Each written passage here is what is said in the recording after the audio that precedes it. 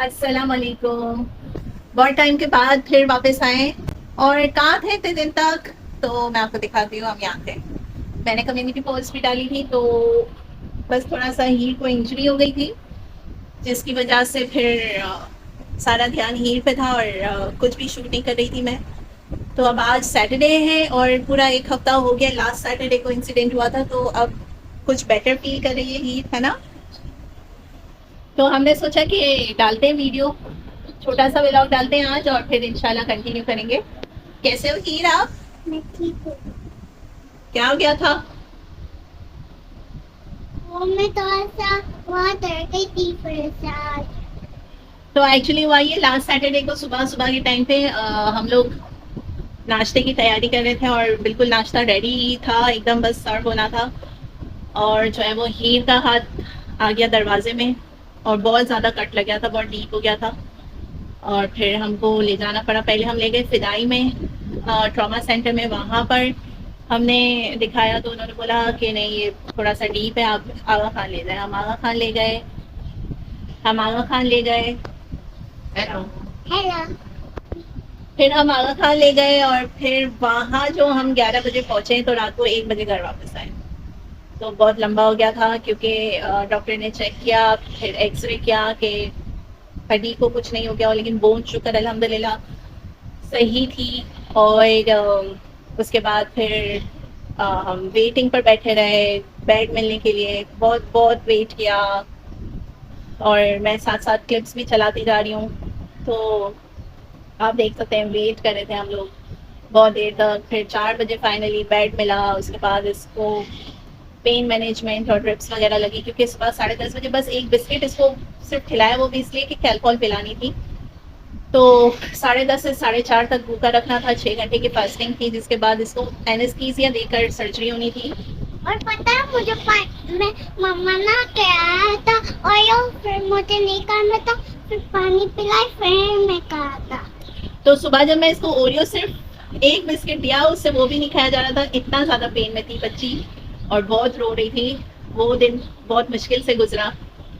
फिर 10:30 बजे बस एक बिस्किट खिलाया था, उसके बाद कैल्कोल पिलाई थी, उसके बाद कुछ भी नहीं, सिर्फ पानी के सिप्स, और 2 बजे वो भी बंद कर दिए थे। तो बेचारी बच्ची भूखी थी। फिर 4:30 बजे भी ऑपरेशन थिएटर अवेलेबल नहीं हुआ, तो और डिले हुआ। और फिर फाइनली 6:15 बजे लेके गए और फिर सर्जरी के बाद 7 बजे ये बाहर आई है।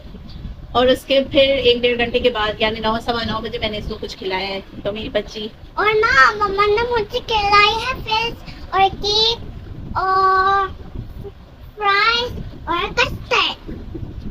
तो बेचारी ने खाया है इतना दिल भर के, और फिर भी लेकिन मैंने हल्का हाथ रखा क्योंकि अभी अभी एनेस्थीसिया का अभी भी था, इफेक्ट था, तो हल्का ही खाना खिलाया था। फिर डिस्चार्ज वगैरह, फिर ऑब्जर्वेशन पे थी कि वॉमिट वगैरह नहीं हो। उसके बाद डिस्चार्ज करते कराते घर हम 1:30 बजे पहुंचे रात को।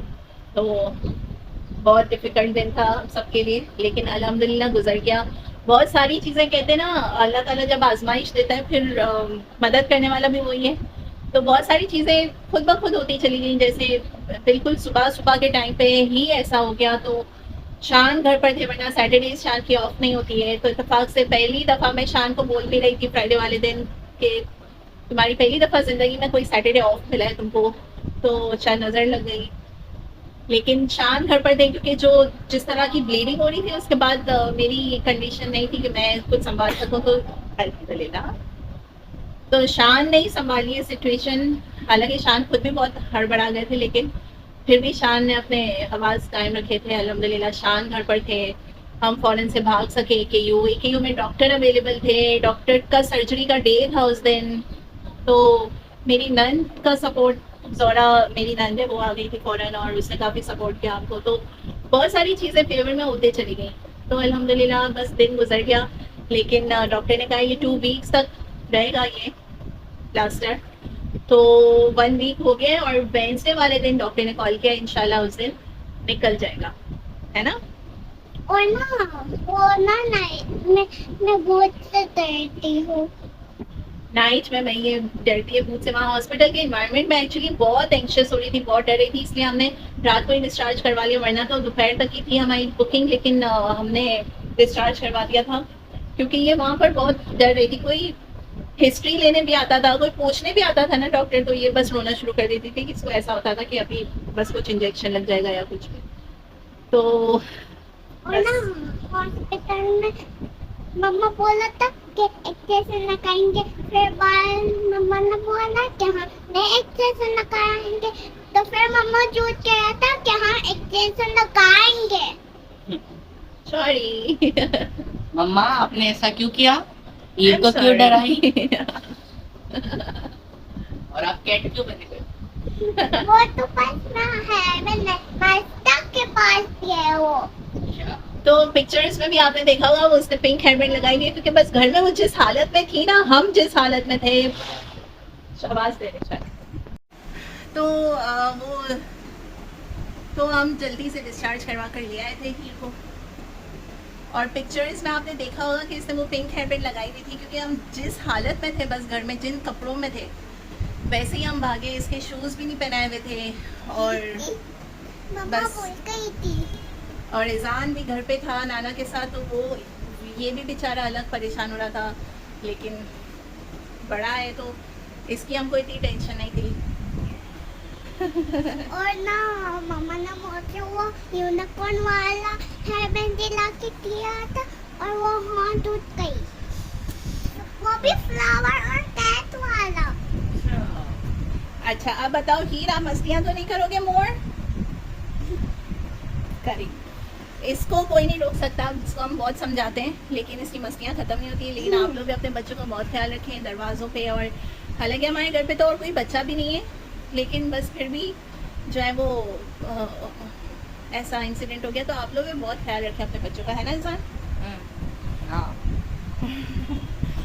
और बच्चों की काउंसलिंग करते रहें कि उनको क्या करना चाहिए क्या नहीं करना चाहिए। जैसे हीर है, वो अभी भी इसको हम बहुत बोलना पड़ता है कि जंप नहीं करो, ये नहीं करो, यहाँ नहीं जाओ, ये नहीं करो, लेकिन ये सुनती नहीं है। तो लेकिन मैंने ऐसा नहीं किया, वो बस ऐसे स्टैंड अप किया था, ऐसे पाँव किया था, ऐसे नहीं किया था।